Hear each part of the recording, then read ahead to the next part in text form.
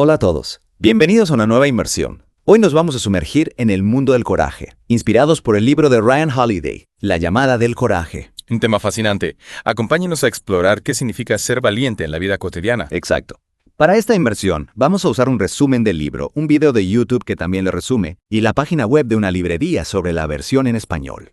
Este libro es el primero de una serie que explora las 4 virtudes cardinales desde una perspectiva estoica. Interesante. Holiday nos recuerda que el coraje está presente en cada decisión, en cada paso que damos, no solo en grandes hazañas. ¿Te has sentido alguna vez en una encrucijada, dudando entre lo fácil y lo que consideras correcto? Es una lucha interna que todos enfrentamos.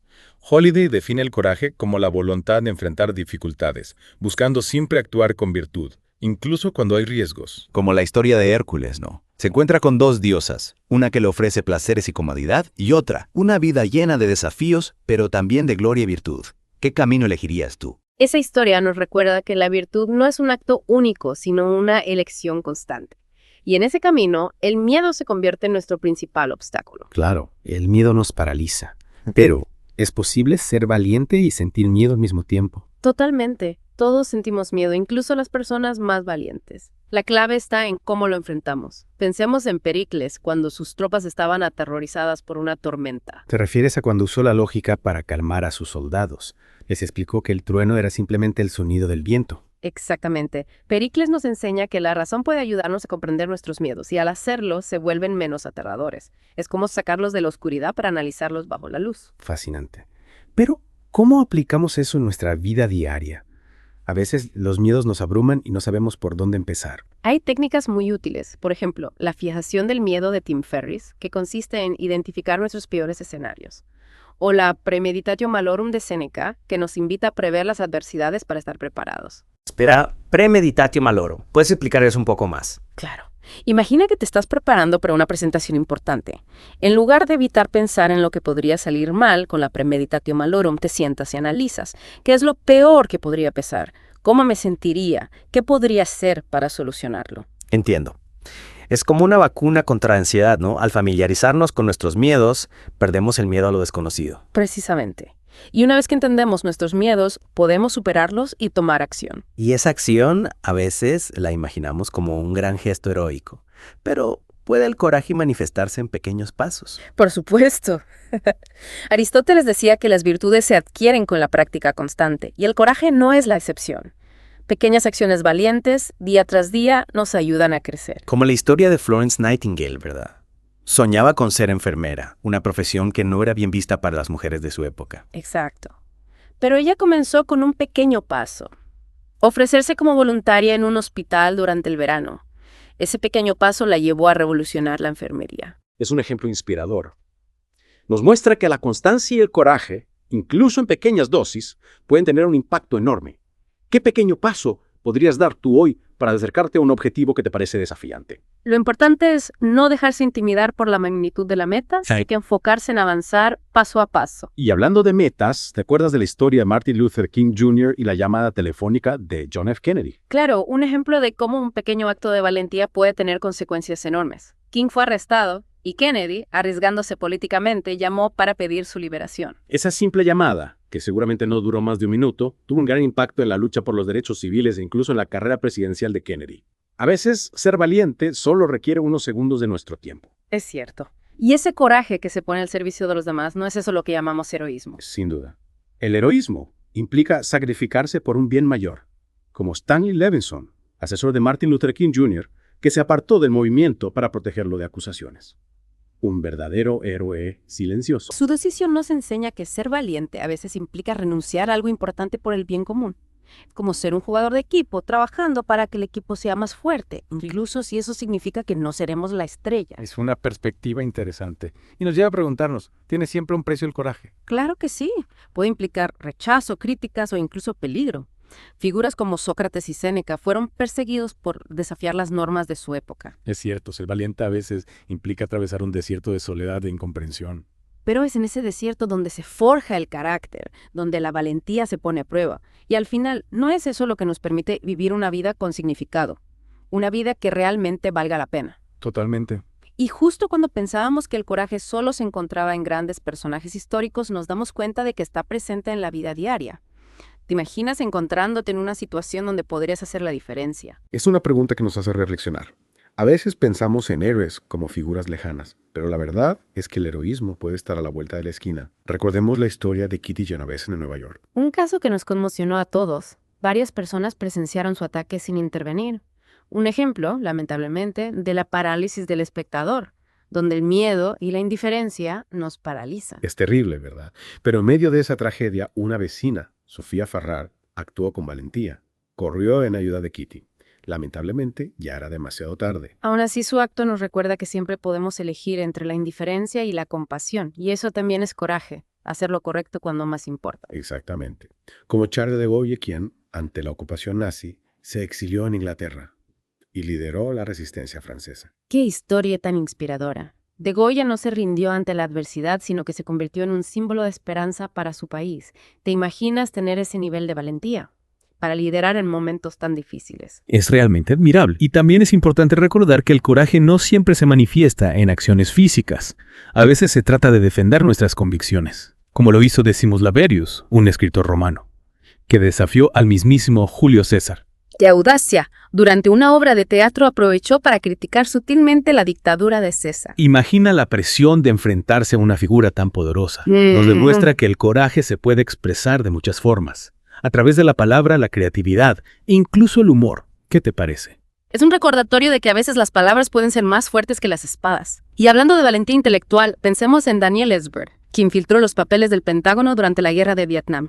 Un acto que puso en riesgo su carrera y su libertad, pero que reveló la verdad sobre la intervención estadounidense.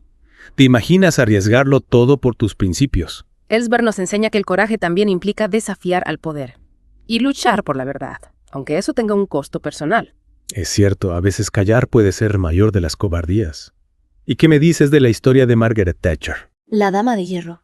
Una mujer que rompió barreras en un mundo dominado por hombres.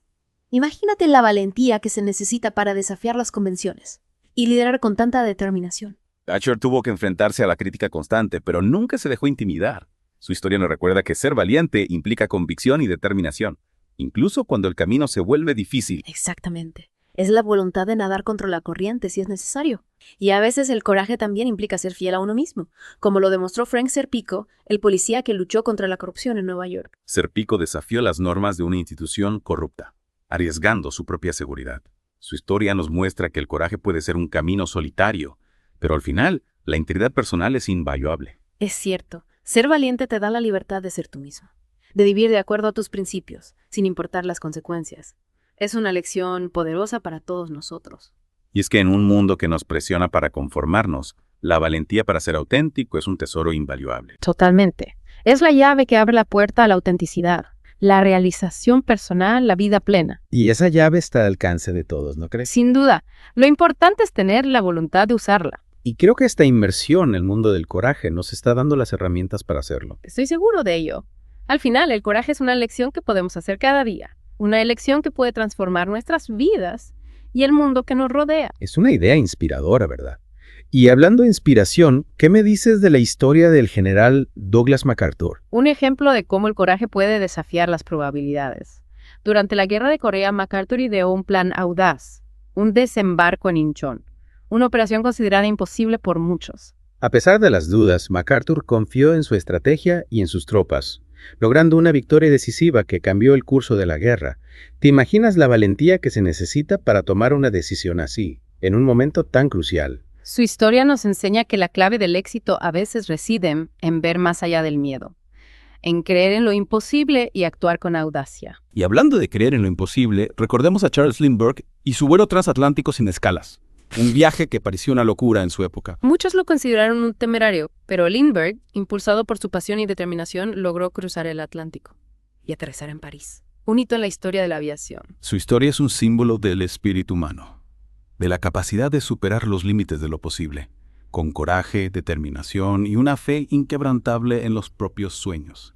¿Qué te parece? Es un recordatorio de que para alcanzar la grandeza hay que atreverse a desafiar las convenciones y lanzarse a lo desconocido. Y para cerrar esta parte de nuestra inmersión, me gustaría retomar una idea que me ha resonado profundamente: la importancia de inspirarnos en el ejemplo de aquellos que nos precedieron. Es cierto, Holiday nos invita a mirar hacia atrás, A nuestros ancestros, aquellos que enfrentaron sus propios desafíos con valentía y determinación. Es como si formáramos parte de una cadena de generaciones, un legado de valentía y resiliencia que nos impulsa a seguir adelante. Exacto. Y a su vez, nosotros también formamos parte de esa cadena, y nuestras acciones inspirarán a las generaciones futuras. Es una idea poderosa, ¿no crees? Sin duda, nos invita a vivir con un propósito, a dejar una huella positiva en el mundo. Y con esa reflexión estamos listos para la última parte de nuestra inmersión en el apasionante mundo del coraje. En la próxima parte exploraremos cómo podemos aplicar estos aprendizajes a nuestra vida diaria. Analizaremos ejemplos concretos de cómo podemos cultivar el coraje en nuestras propias vidas, para convertirnos en los héroes de nuestra propia historia.